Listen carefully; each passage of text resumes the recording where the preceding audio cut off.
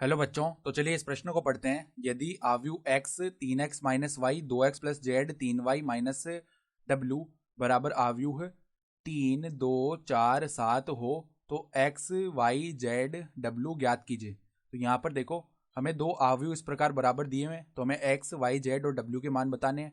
तो प्रश्न में आगे बढ़ने से पहले इस प्रश्न से संबंधित जो मुख्य अवधारणा है उसकी हम चर्चा कर लेते हैं।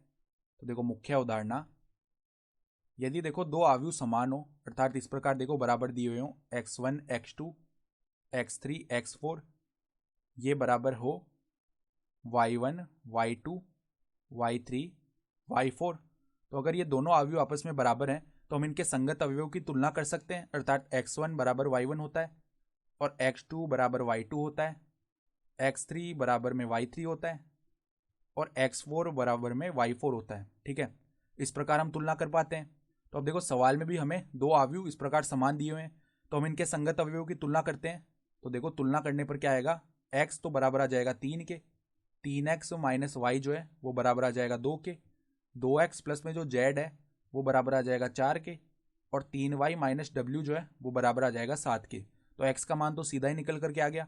ये मान हम यहाँ पे रख देते हैं 3x माइनस वाई में, तो 3 गुणा 3 माइनस वाई बराबर में 2, अर्थात देखो 9 माइनस वाई बराबर में 2।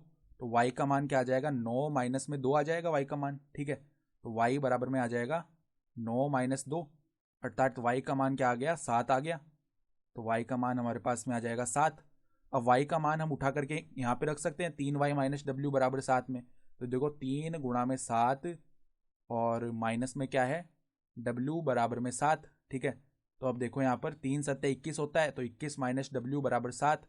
तो w का मान क्या आ जाएगा, 21 माइनस में 7 आ जाएगा w का मान। ठीक है, और 21 माइनस 7 करेंगे तो 14 आ जाएगा।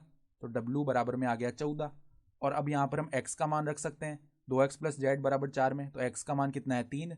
तो 2 गुणा 3 प्लस में जेड बराबर में 4। ठीक है, तो 6 प्लस में जेड बराबर में 4 आ गया। तो अगर हम यहाँ से जेड का मान निकालें तो वो किसके बराबर आएगा, 4 माइनस 6 के, अर्थात -2 के। तो हम क्या बोल सकते हैं, x का मान तो आ गया 3, y का मान आ गया 7, जेड का मान आ गया -2 और w का मान आ गया 14। और यही हमारे क्या हो गए, उत्तर भी हो गए। ठीक है, तो आशा करता हूँ कि आपको ये प्रश्न समझ में आया होगा। धन्यवाद।